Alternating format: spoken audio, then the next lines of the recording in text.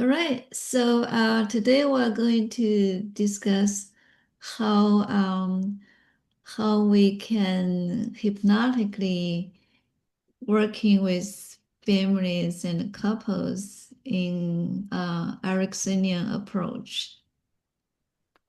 Yes, and you will have had the experience of trance and the major concepts of an Ericksonian approach, the individuality of each person, including the therapist, the importance of the concept and utility of the unconscious mind, and case examples now to expand your learning. Dr. Wu will introduce you to the uses of these approaches with families and family systems. Yeah, that's right.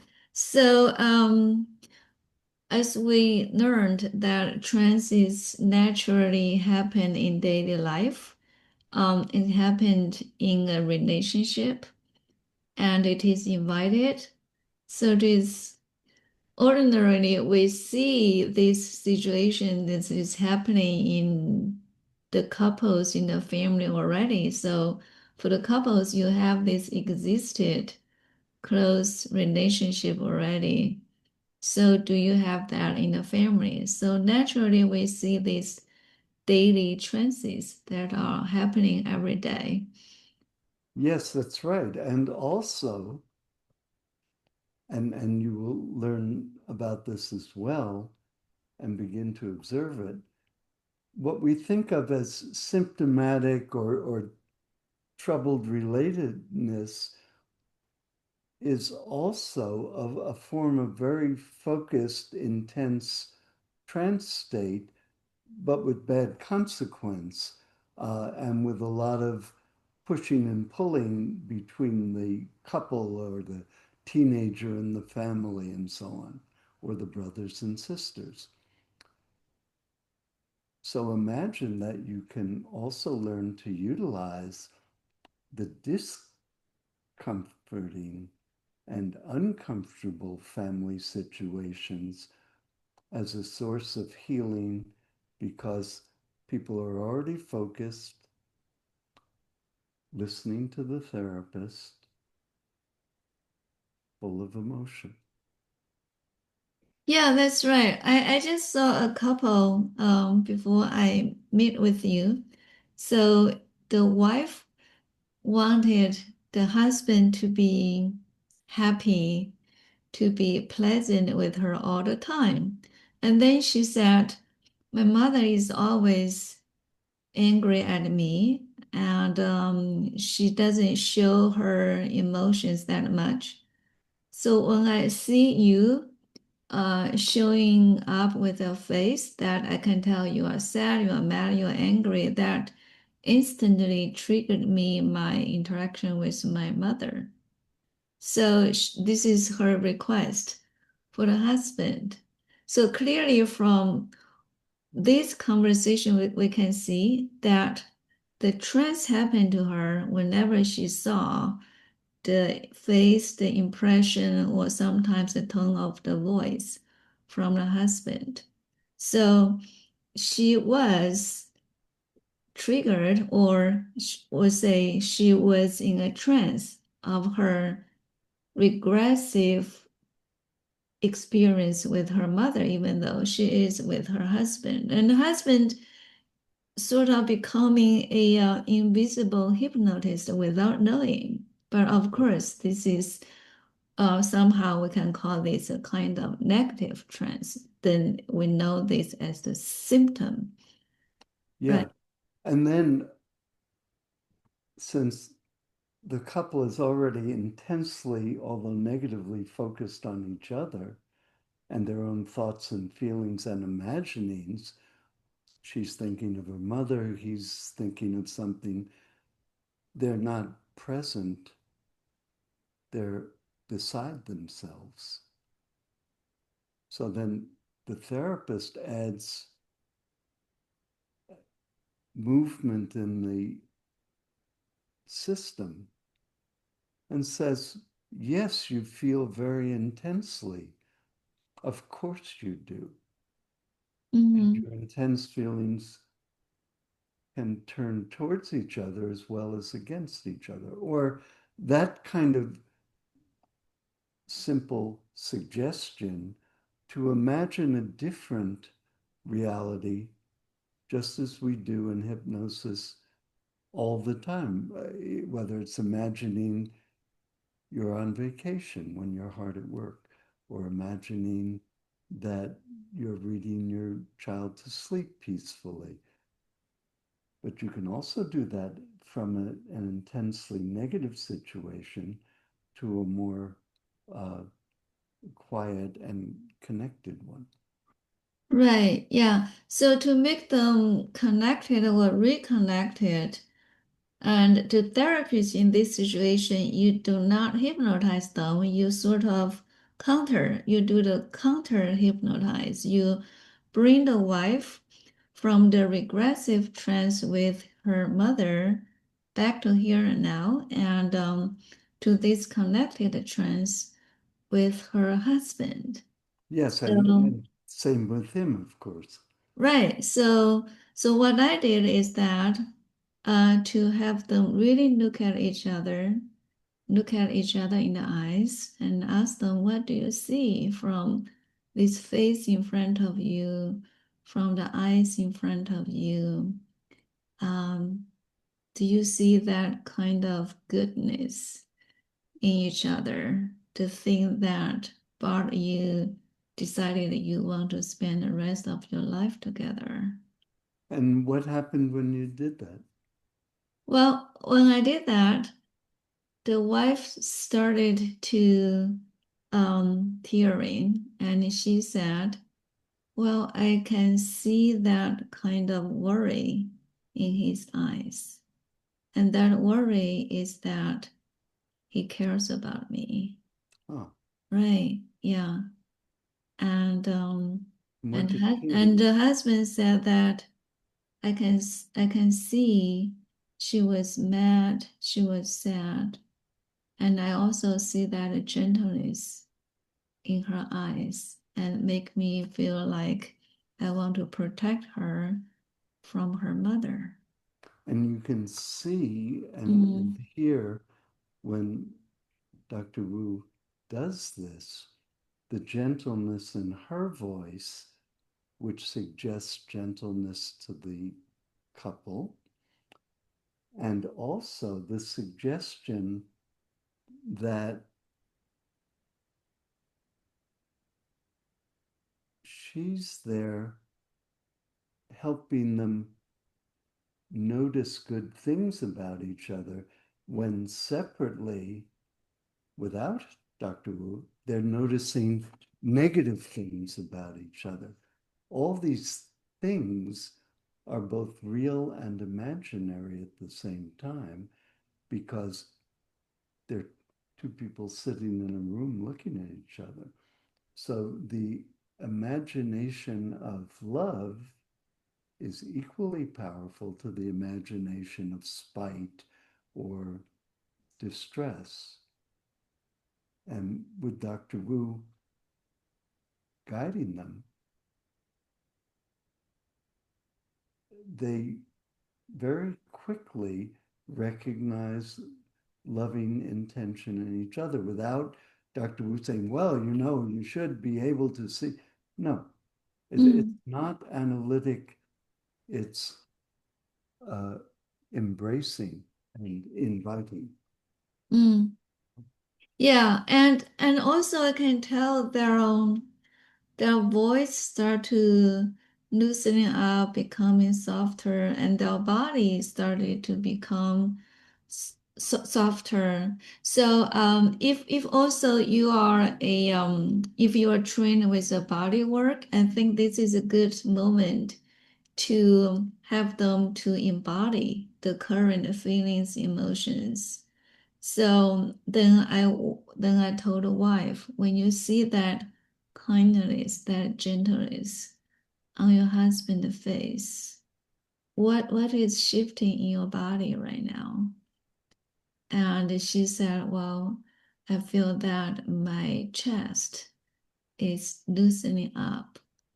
Then I say, all right, just to allow that loosening up to grow, expanding, and perhaps you will feel that this loosening up could really follow your breath like a wave of comfort to run into your body. And so So, you can see how Dr. Wu is, rather than expanding the discussion of the trouble and what caused it and who's to blame, she's expanding, in this case, the wife and later the husband's own felt experience from an observation to a sensation in the body to an atmosphere of feeling in the couple. So, what had been limited symptomatically, we're fighting, we're at odds, I don't like her anymore, though, is accepted, utilized to shift to something more positive, and then expanded into a set of real felt experiences, not just ideas, not just explanations. How does your chest feel? What do you see in your husband or wife's eyes? When you listen as a student, it all sounds very simple. But the most intelligent of my teachers, Hannah Arendt, said the really important things are very simple. yeah, I like that. Yeah, Really important things are very simple, yeah. right? Um, and also working with couples, actually, working with anybody, as I read, time distortion is a another important thing that therapists can utilize. So when the individual, the client is experiencing painful or depressed emotions, we can making this moment shorter. And when they are having this enjoyable, loving experience, we can help them to expand this time, expand the experience. So this is we could utilize this time distortion. So when this case, while I'm encouraging, inviting the wife to allow these loosening up feelings, sensations to expand in her body, and also I encourage them to allow this time to expand. So I told them, well, you can take as much time as you want to really immerse and allow your body to be absorbed in this sense of being connected and loosening up. And you can really supporting each other. And in this case, I like this use of allow. Often I would say you'll notice Mm, this happening, but allow implies that something may have been disallowing. mm, And so it says, well, and it gives the authority to the client to allow or not allow. And that's very good for couples because there can be power struggles and each person has to be able to say, no, that's enough. I would mm. like more of what we're doing and so on. So in couples or families, this is a very nice way to use hypnotic language. It's very similar to what couples therapists often do without hypnosis. They'll ask a warring couple, well, what was it like when you met? How did you meet each other? What did you feel? To take their sense of time back to when they met and were interested and affectionate and curious about each other. And then to bring that past time to present experience. Well, if you look at your wife this way now, do you see the beautiful expression you told me about just now? Oh yeah, I can see it. Like Dr. Wu did with the couple she's talking about. She said, look for you'll see the goodness in your husband or wife's face. And sure enough, they did. So it's beautiful work that seems simple. And because it does, there's no resistance. Mm, She's yeah. not doing anything insistent or forceful.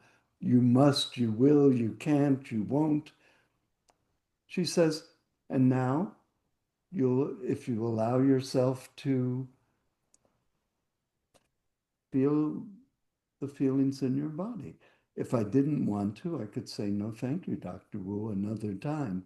If I'm willing, I'm still an agent. I'm not a helpless person done to in therapy or hypnosis or medical care or family life. So it's really lovely work. And the tones and pacing, like a dance, can be learned even if you're not an expert. And therefore, they can be used in your own discussions with patients. Yeah. And also there's another thing I have noticed. I'm using the word notice, Eric. You've So allowed, when, so when you put the couple into trance or you yeah, invite them into a trance sometimes, yeah. um, they when they are in touch with their unconscious, it helps the therapist to know better what is their unconscious goal of doing the couple work. Because sometimes they come here in the session with very rational thoughts. They feel that we should do ABC. That is a very conscious level talking. So when they present you a goal, can be very conscious level. But when you observe their body language, their dynamic between them, you know there is something else underneath. So you put them into the trance, they start to reveal their unconscious goal, what they want to do in the therapy. And also because the unconscious organizes complex interpersonal feelings, family and history and culture, couples with their kids and old boyfriends and girlfriends, and people from work, friendships. You can't keep it all straight as a set of conscious propositions. And in a trance with your partner or family or a therapist,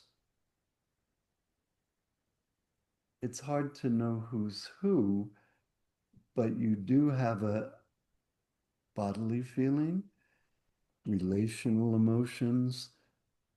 Uh, People feel like themselves, although they can't say definitively what that is, and they feel closer to the other person they're talking to, even though they can't say how come. Consciously, they're a little at a loss.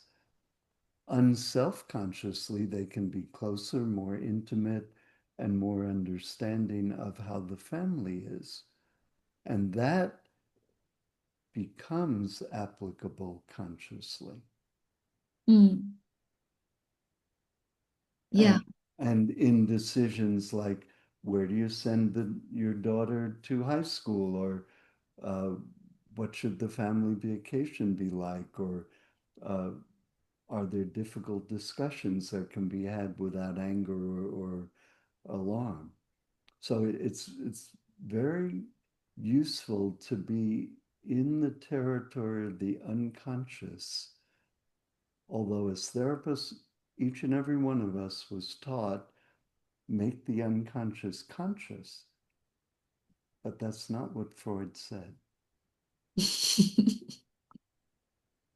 Freud Right. said, where it, that which is not like us, was, there shall I be.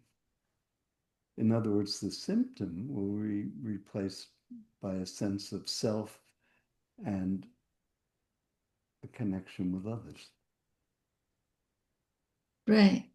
Yeah. So that's why a lot of times when you really understand their unconscious goal in therapy, you will know when they are arguing about dirty dishes, arguing about who cooks more than the others. It's not about this. It's really about in relationship. Am I important to you? Yeah.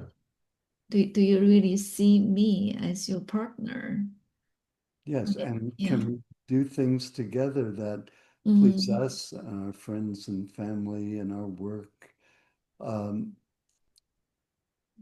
I think if we're very conscious, we learn to be debaters in relationship, Mhm. but where relationship counts, we learn to be loving or patient or kind, or else the relationship becomes untenable. It doesn't have a future or an agreed upon past. So Yeah. these methods that Dr. Wu teaches and will teach you are approaches that knit together relationship and therefore allow the passage of emotion and a close feeling without ever discussing those as concepts or assignments.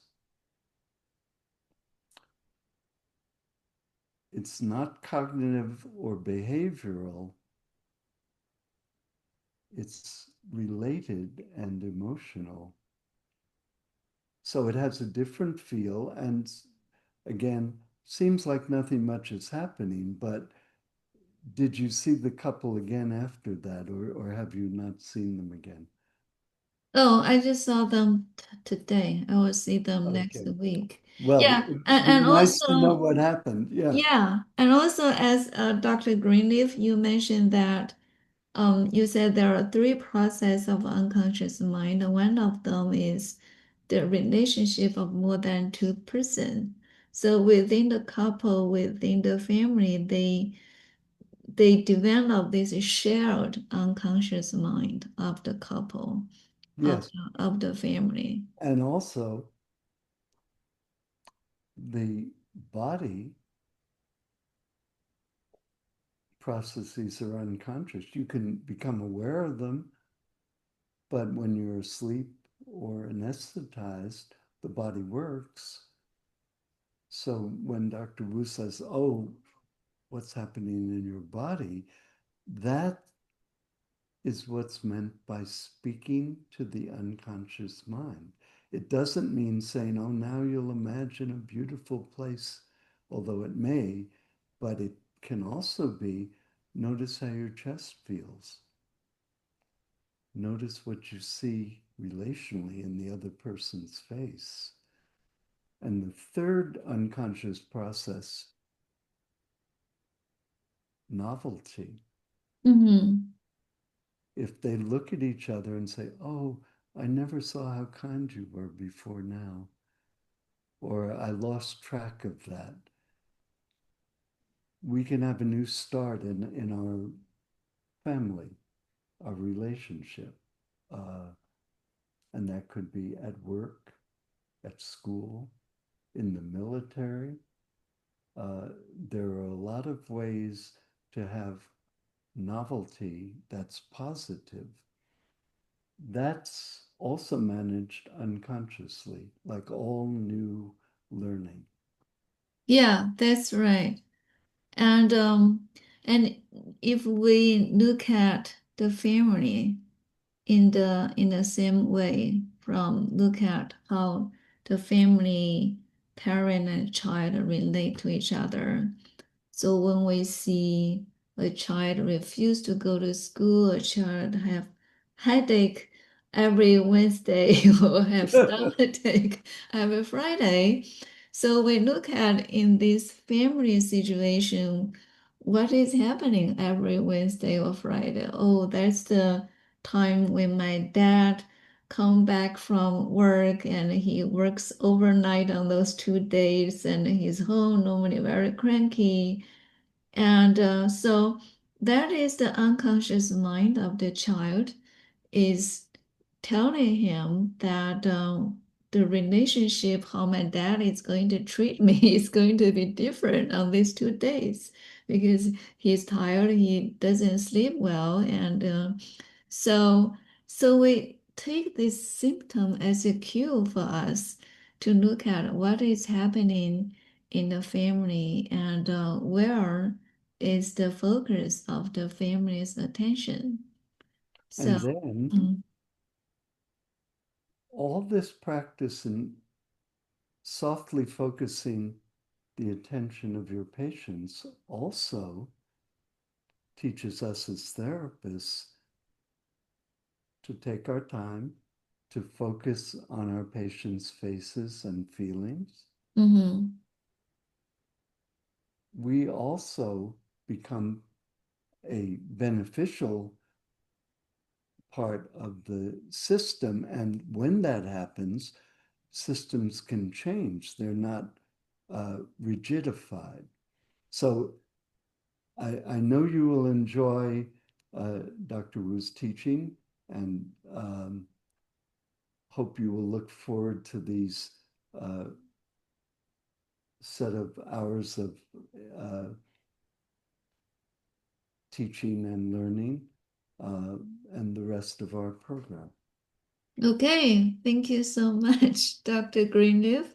Dr. Wu, And yeah, so we're happy that we're sharing all our expertise for this very distinguished group of students who have this special interest in learning Ericksonian hypnosis.